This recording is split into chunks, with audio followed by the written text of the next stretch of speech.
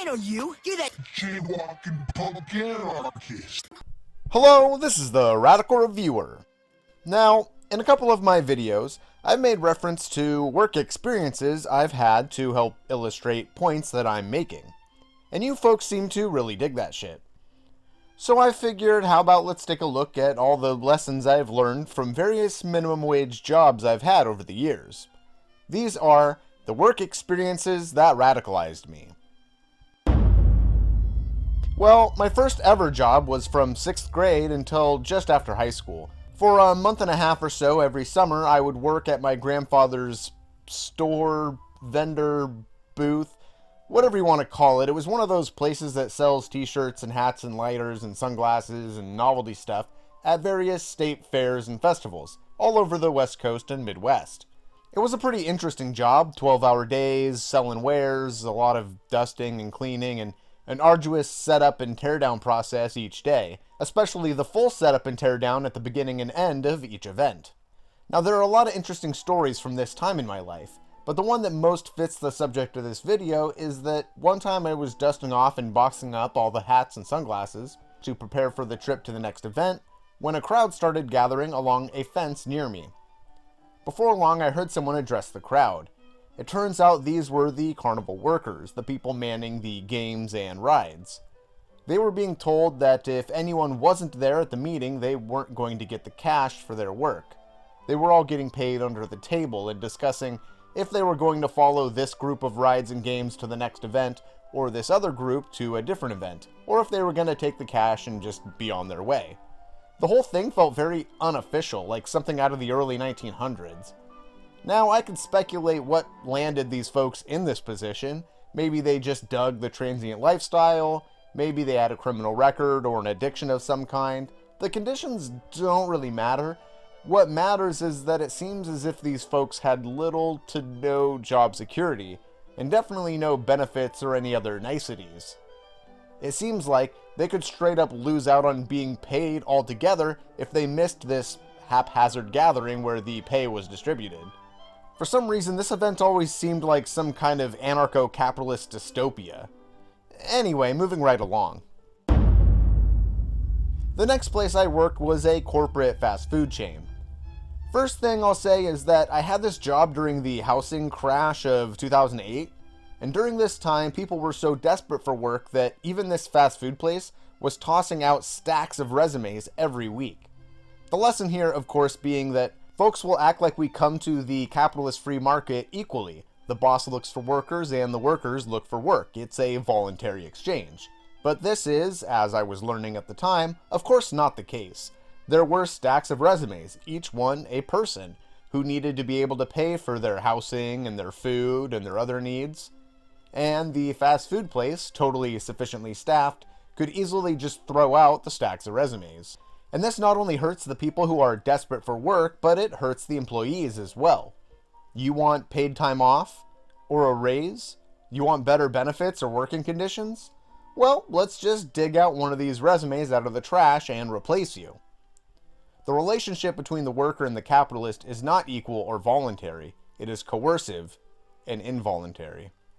For a while working this fast food job, a coworker and I unloaded the freight deliveries. This was about 6 pallets of food and bags and cups and all that, which was delivered to the store 3 times a week. During one of the unloads, the new manager came up to me and scolded us for not putting away the delivery fast enough. We typically finished around 12, but the manager said their last store got it done before 10. Despite the fact that their old store only got 3 pallets where we got 6. We were the busiest location in the district after all. The manager yelled that we would never be allowed to do freight again, and 2 other guys were scheduled to unload freight. They didn't get it done until after 3. The manager didn't want to look foolish and go back on their word and give us the freight job back, so every week, the freight that used to get done at 12 wouldn't get done until 3. The lesson, I guess, is that the manager doesn't always do the tasks that they are delegating over, and so they often don't know what it takes to do the job. The manager has to create rules for a job they don't do, and the worker has to break those rules in order to actually get the job done. The manager pretending to understand the employee's job, and the employee pretending to follow orders, both pretending that the authority is justified. When I first worked for the fast food place, all the employees got a $6 allowance to buy whatever they wanted on their lunch break. This was awesome for a broke as fuck college pup like myself. But then they put in a new policy. Employees only got half off of what they ordered, so no matter what you got, you had to pay something. And of course, to get the class warfare angle in there, the team leaders and managers still got free meals. Only the employees were punished. Now sure, most places weren't lucky enough to get straight up a free meal at work, but the lesson here is this. Me and a few other employees tried to fight back against this rollback, but with the high turnover rate, soon most of the employees had never known having a free meal. They only knew about the half-off discount. As Milan Kundera said, "The struggle of man against power is the struggle of memory against forgetting."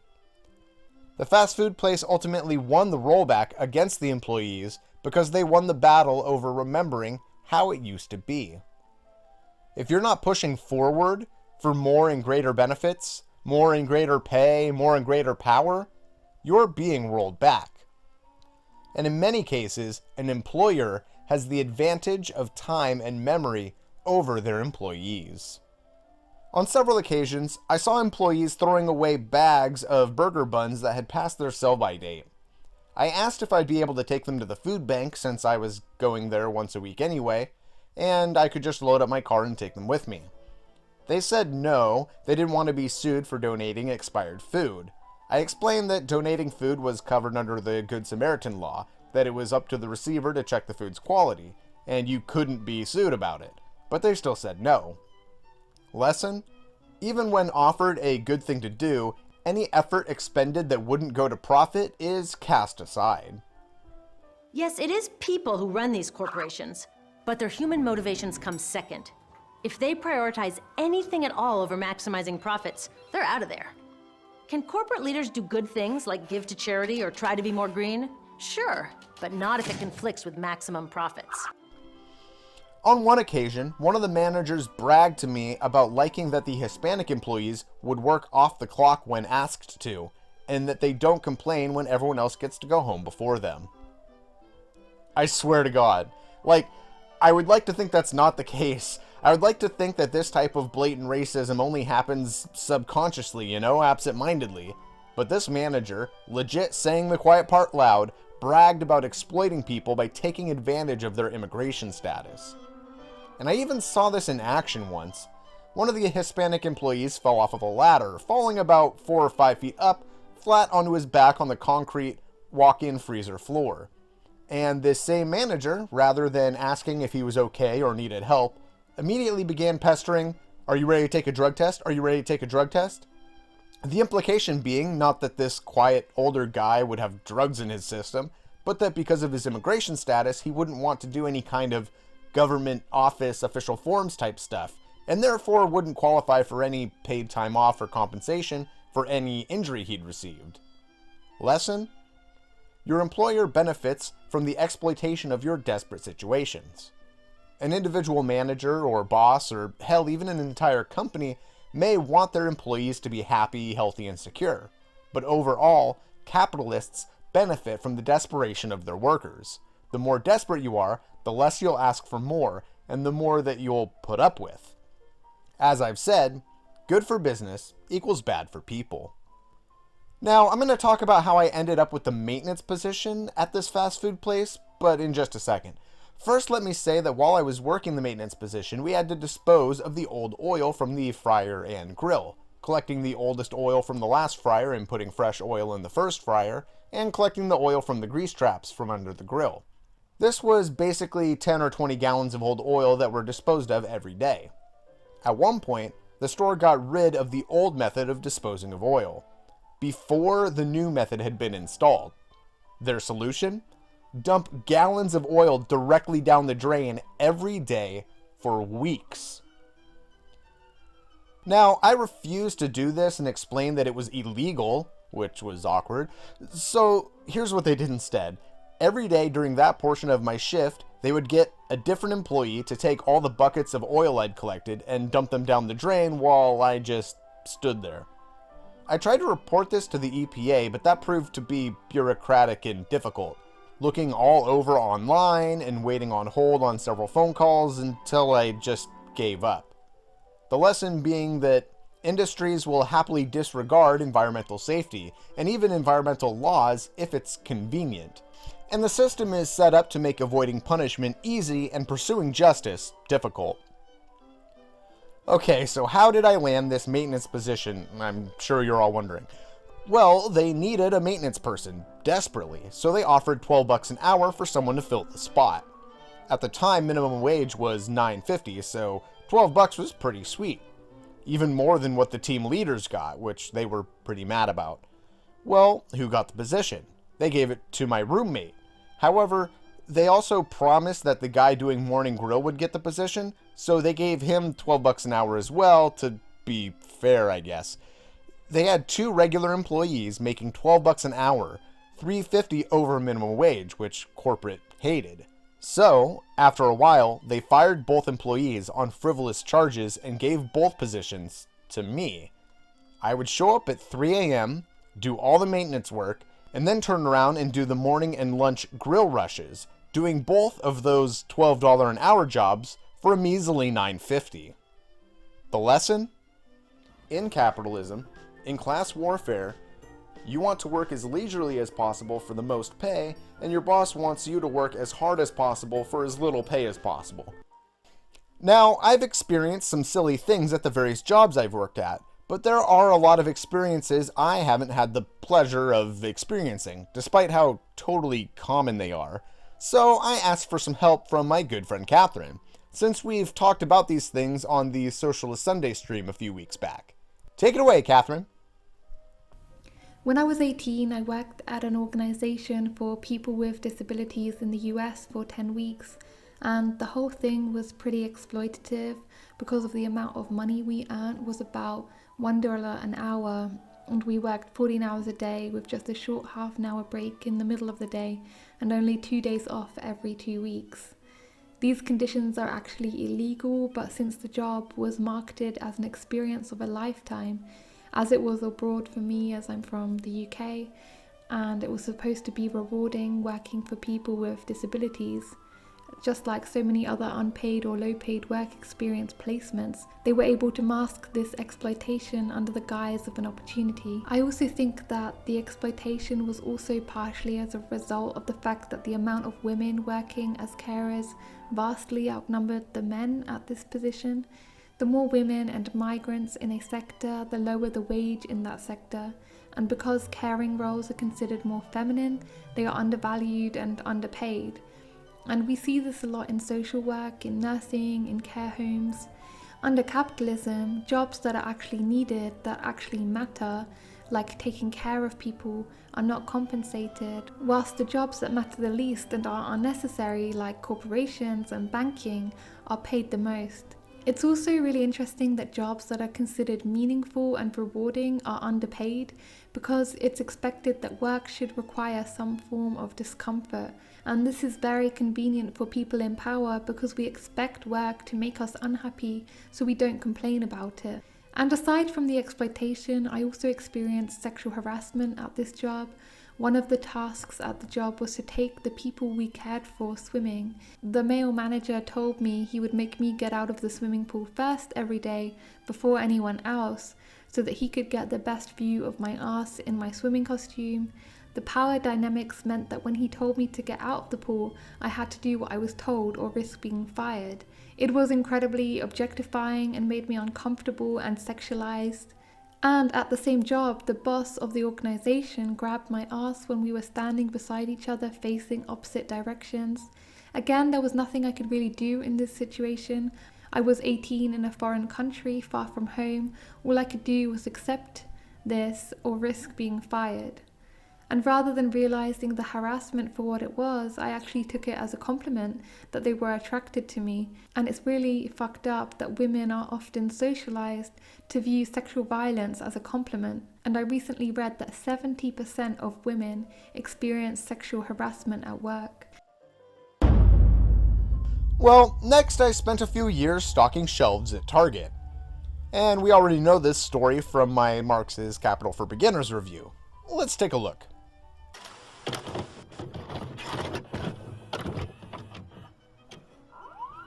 as I was saying, I once worked for a department store that had recently began selling produce, and the managers stressed that the store needed to leave the best possible first impression on the general public. What this meant was the store literally throwing away every little piece of fruit that showed any signs of ripening. And not donating the fruit or giving it away, no, of course not. In capitalism, you can't exactly justify selling something that you're at the same time giving away. Now, at this time in my life, I was a full-time student, which limited my hours and therefore my budget. And because of this, I frequented the local food bank to make ends meet. At my local food bank, there was always this box of black bananas labeled, "Baking bananas, take what you can use." Now, I'm not much of a baker, but I was short on food and cash, so I would take bunches of these black bananas and I would blend them up with milk for breakfast. Now, back to the department store. As I said, the managers were constantly grabbing up anything showing the slightest sign of ripening and throwing it away. And the very first shipment of produce was brought in all at once, and so all of that fruit ripened all at once. And on one occasion, I saw my manager with one of these pallet-sized carts that we would use to recycle cardboard, completely full of just barely spotting bananas, which he was throwing directly into the trash compactor, bunches at a time. Again, not donating them, not selling them at a reduced price, not even composting them. Thousands of barely spotting bananas going straight into the garbage, right in front of my face, while I had a bowl of black bananas at home that I'd been eating for breakfast. This is the insanity of overproduction in a capitalist system. Lesson: in capitalist overproduction, the company will destroy its own product in order to raise prices. There are not too many other stories from this time of stocking shelves at Target. I didn't work there long. I really fucking hated that job. But what else was there? There was a manager that would make employees cry pretty frequently. I guess the lesson being that a manager's only purpose is to keep the machine working, and if that can be done with a nice manager, that's fine. If it can be done with a jerk, that's fine also. There's not really a motivation or incentive for compassion, just for getting the job done. What else? We would recycle plastic there, but they said no plastic with stickers on it because those aren't recyclable. However, most of the plastic had stickers of some kind.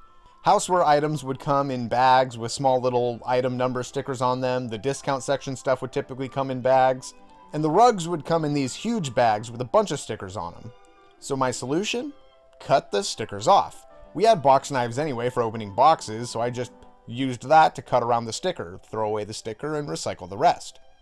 I was yelled at several times for cutting the stickers off, because that's a waste of time, you should just throw the bag away.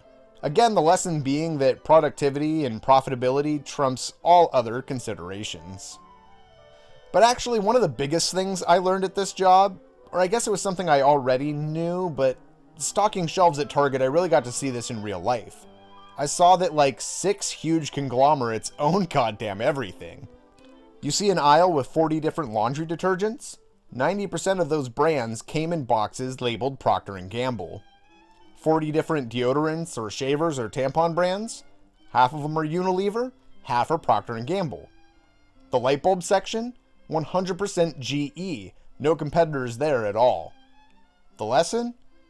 It might seem like there's a lot of different choices when you're shopping, but these brands all belong to a few large conglomerates. Maybe they feign competition between various brands they own for marketing purposes, or maybe they just try and reach various consumers by having a generic brand and an upscale brand. But the reality is that a bulk of the products for sale at chain stores are owned by just a handful of giant corporate capitalist conglomerates. Let's hear it from Kathrin again. I also had several waitressing jobs where I experienced a lot of sexual harassment or gender discrimination. Inappropriate groping from customers was commonplace, and if I mentioned it to the managers or the boss, it was dismissed as if it was part of the job I was supposed to accept. One waitressing place I worked at would only accept what he considered attractive women to work there. No men were allowed. The boss would constantly refer to us as good girls, which may seem harmless to some people, but was incredibly patronizing and felt sexualizing, as it seemed like he was referring to some kind of kinky sexual power dynamics, especially when combined with him looking at our bodies up and down constantly. The chefs constantly made me uncomfortable by talking about me in a sexual way when they thought I wasn't listening. The dress code was changed so that women were only allowed to wear skirts, no trousers were allowed. In England, in the cold weather, this made absolutely no sense, and we were frequently uncomfortably cold and made to be sick from the cold, and it seemed like it served no purpose whatsoever other than to put our bodies on display. At these waitressing jobs, it seemed like the work we were doing was not only with our actual physical labour, but also the labour of having to display our bodies in a certain way, and the emotional labour of having to smile and be super friendly and likeable and accept groping and sexual remarks without complaint. And doing this for 8 to 10 hours a day is extremely exhausting. We were also not paid for the amount of time we were forced to dedicate to put on makeup and do our hair in an appropriate way and buy the extra skirts and blouses for the job. At the same time, in 3 out of 4 of these jobs, the boss or manager would do little to no work, whilst getting paid considerably more. It seems like the more work you do, the less you get paid. Meritocracy does not exist. And at one waitressing job I had, the men were paid more than the women for the same job. In fact, research shows that 8 in 10 companies pay men more than women for doing the exact same work. At the time, I just accepted it because women are conditioned to feel less capable than men, and because I feared losing my job if I complained about it. There were other jobs I had that I actually enjoyed, but where I experienced superficial comments about my appearance or my likability, never about my work. And it's really easy to welcome the attention, and these things may seem subjectively positive, but it's a form of benevolent sexism because no one is taking you seriously.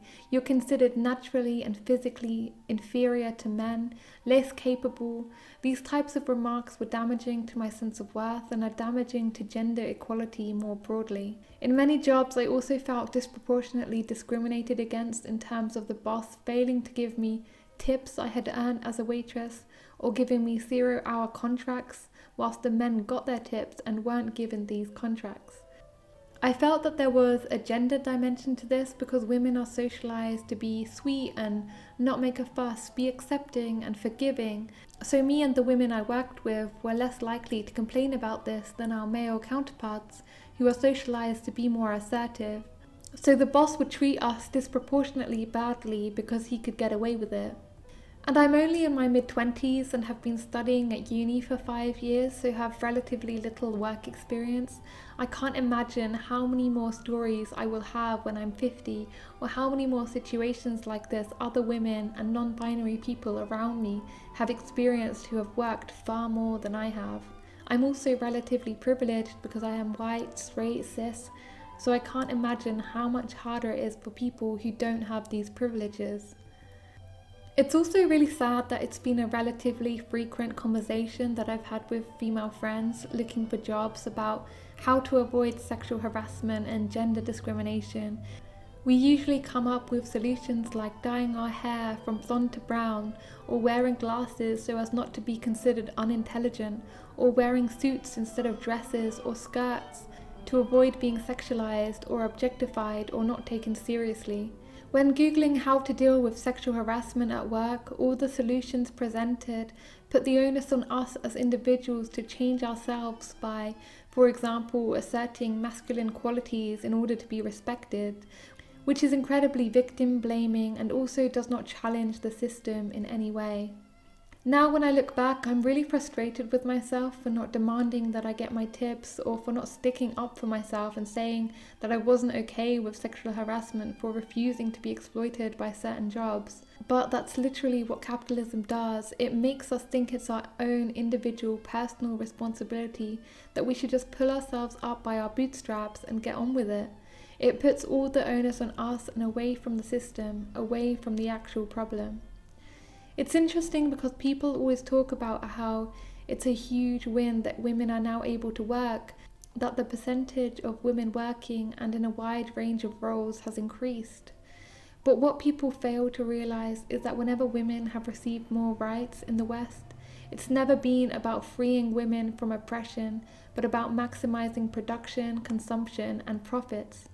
We are given the right to work because capitalism needs women workers, and because they can pay us less for the same work. Whilst patriarchy preceded capitalism, female subjugation was used as a tool for institutionalizing capitalism. The very foundations upon which capitalism was built off of putting women into a subservient role, and capitalism relies on the depreciation of domestic work and women's work in general, which allows them to make huge savings. Women are kept in this state of inferiority and submission because our economy benefits from the underpayment of women, from the unpaid domestic labour of child rearing, and to enable capitalists to profit off of women's insecurities. Capitalism needs sexism. It needs women to feel objectified and sexualized and inferior because it needs women to accept the unpaid labour of child rearing, domestic labour, and to prevent us from organising for better conditions. One of the solutions presented to us to deal with this type of discrimination and harassment is to go to the police or to fight for better laws. But capitalism has absolutely no incentive to address patriarchy because there is no profit to be made from it. There are so many other problematic work experiences I've had and so many other problematic parts of the jobs that I've mentioned. I'm gonna make a video all about this on my channel, but just for this video I wanted to focus more on gender and sexual violence in my work experiences. Next, I spent a few years working at a local thrift store. Now, you folks might suspect my stance on shoplifting, that I don't give a fuck. For example, one time I was working at the register in the morning and this guy with a duffel bag over his shoulder said, "See you later." And I said, "Bye." And then this old woman ran up and was like, "He's stealing." Okay. "Yeah, I saw him. He was in the back. He was stuffing a duffel bag. He's getting away. Go get him." And I turned to this old black guy that was working the register next to mine and said, he's already across the street. Do you want to go after him?" Nope. But that was not the norm. There were a few people there who had a particular power trip about shoplifters. Some employees would get in people's faces or grab people or say things like, "Ugh, I hate these fucking tweakers," or "Ugh, this fucking tweaker was in here earlier and he smelled so bad, blah, blah, blah, blah, blah." One of the saddest parts is this one high school kid was really getting into the anti-shoplifter power trip. And this was a good-looking kid, too. I mean, tall and had girlfriends and had friends from school visit him all the time and stuff like that. What I mean is that most of the employees on the anti-shoplifter power trip, I could kind of understand the logic of. Some incel-type guys, some older, down-on-their-luck type guys. Basically, these people were in a shitty spot and wanted to feel better than someone else. I'm not justifying it, but just saying that I can understand the rationale. But not this younger guy. And one night he said, "I just wish one of these fucking tweakers would try me. Just give me the chance and I'd fuck them up." Like, really? You want to beat up a homeless person? You have this deep desire to beat up the homeless? You realize that, like, that's the ultimate villain thing, right? Look at films like Clockwork Orange or American Psycho. Beating up the homeless is what you have your character do when you want to show that they're an irredeemable asshole. The lesson is that it's actually easier than you think to get people to work against their own class interests. The poor whites fighting for the South in the Civil War, the racist unions of the 1900s, and now with people making minimum wage at a thrift store feeling all pumped up and cool and tough for wanting to beat up the homeless. Basically, when it comes to class consciousness, we have a lot of work to do. At the thrift store on the sale days, they would have free pizza in the break room.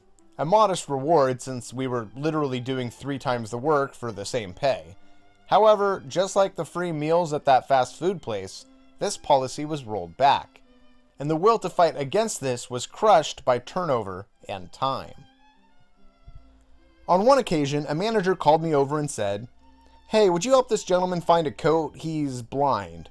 So I go up to the gentleman and say, "Hey, I'm gonna help you find what you need. If you don't mind, I'll place my paw behind your arm and take us over to where the coats are."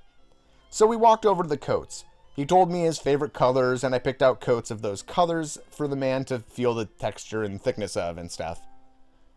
From the man's clothing and smell, I suspected the guy might be homeless, and I recommended some jackets that came with belts. You know, a jacket and a belt, 2 for the price of 1.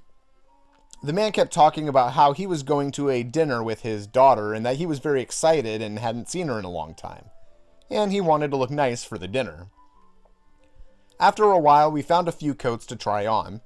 He said he needed help in the fitting room, so we made our way to the fitting rooms. He had me stand blocking the doorway of the fitting room while I helped him. We took the belt off of the jacket and put it through his pants. It's here that I saw he had 2 pairs of pants on. For those in the know, this is kind of a dead giveaway that this gentleman was, in fact, homeless. His inside pants had no button, and his outside pants had a button but a broken zipper. "I'm sorry for the smell," the man said, quietly, with such shame.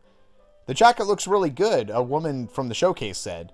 "Oh, I didn't know there was a lady present," the man said sheepishly, and grabbed the door and the door frame and closed it around me. No, that's all right. It's a good-looking jacket," she responded. I helped him to the register, and he cashed out and was all set and ready for his upcoming dinner with his daughter. He asked me, "Hey, where's the door? Where's the exit?" I didn't want to be needlessly over-helpful, like paternalistic, because I hate that shit.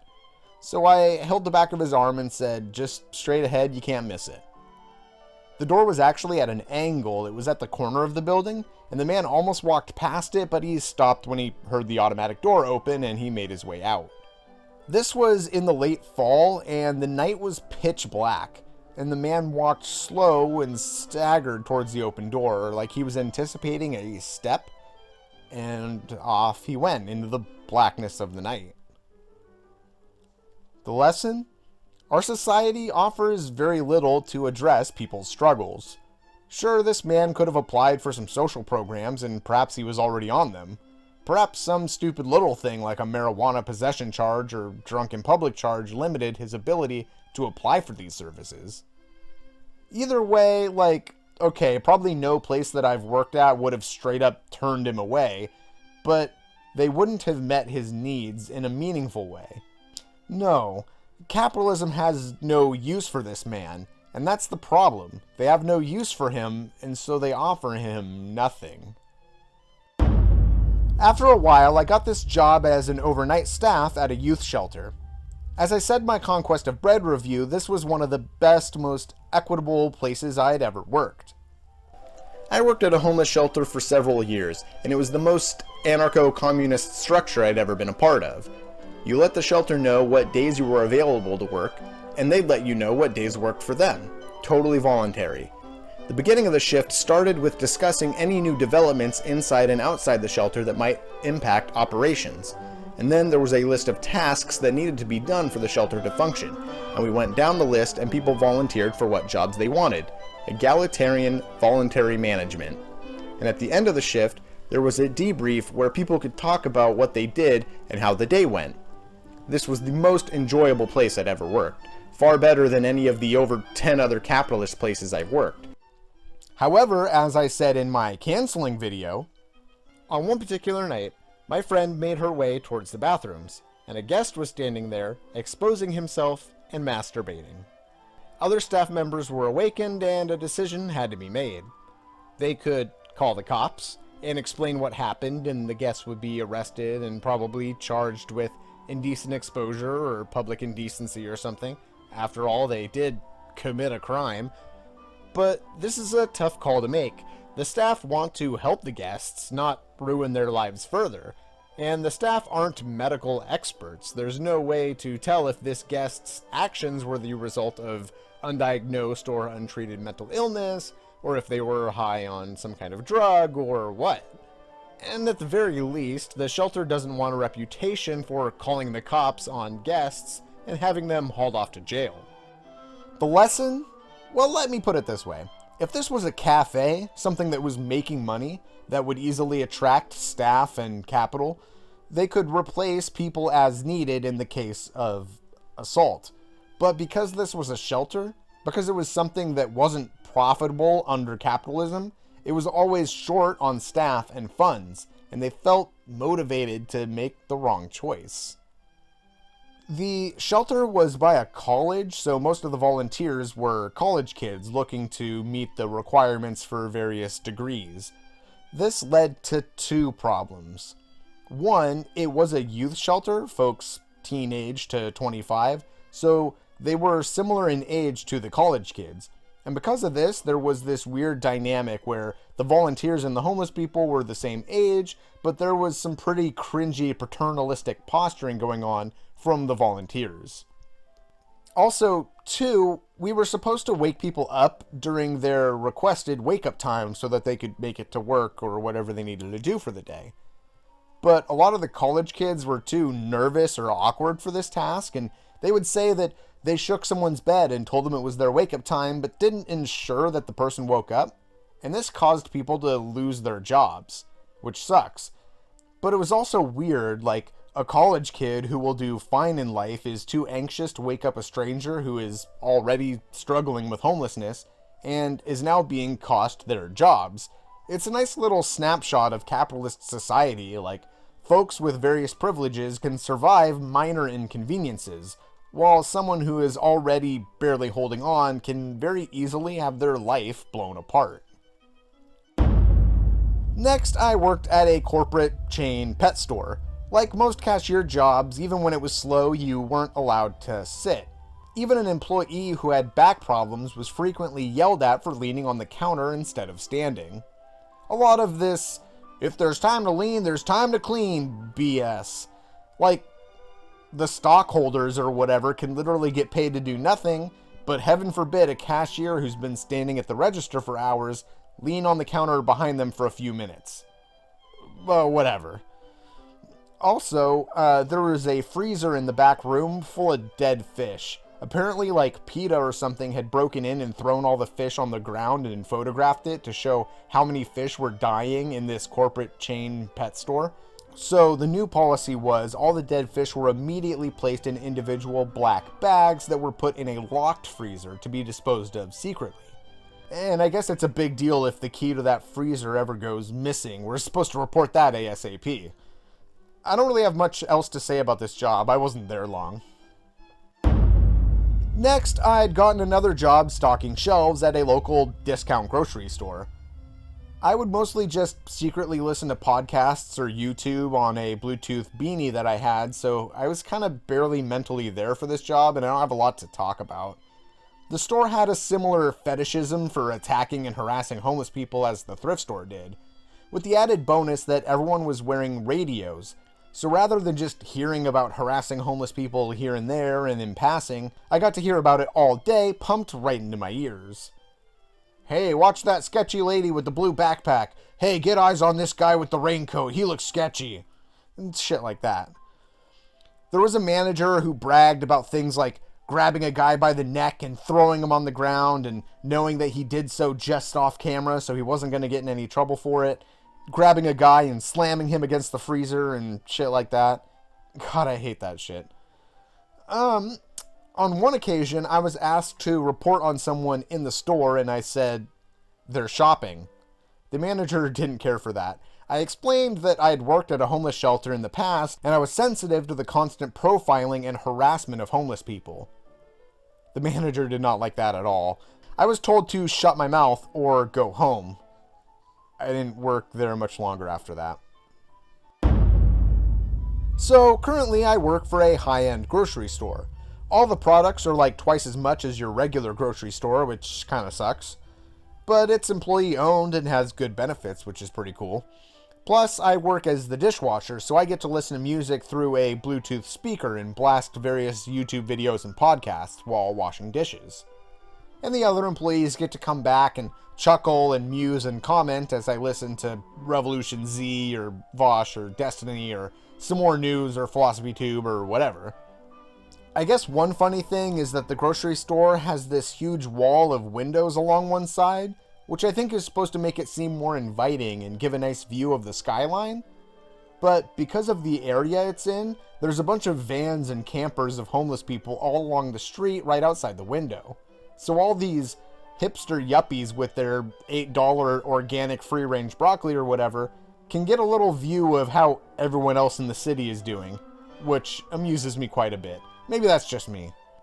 Oh, and I guess a cool thing is that because it's a hipster high-end grocery, we kinda can push the envelope on their claimed morals.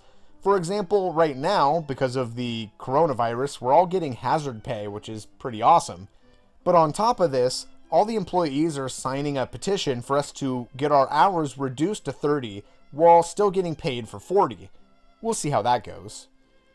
Anyway, that's our stories of all the shit we've seen and put up with at various jobs which have radicalized us and turned us into crazed communist, anarchist, anti-capitalists. If you have similar stories, please share them in the comments below. And as always, I'd like to thank my wonderful patrons. Your tremendous support has allowed me to get dog insurance, which is awesome. And you've allowed me to support other creators, which I couldn't afford to do otherwise. And you've provided me a little extra funds for books and dog toys and things like that, which is really awesome. I appreciate that a lot. If you folks like what you've seen here and want to support the show, you can go to patreon.com/Radical Reviewer. And if you're interested in radical theory, looking for a book recommendation or whatever, you can get your radical reviews here with the Radical Reviewer. Thanks for watching.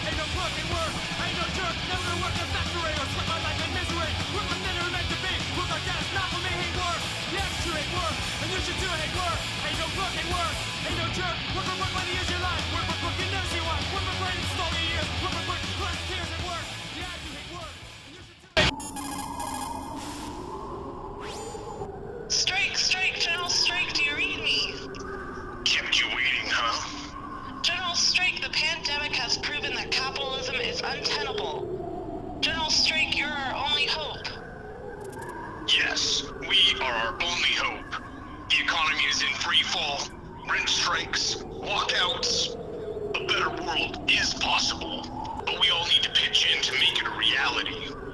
Go to generalstrike.org if you want to learn more.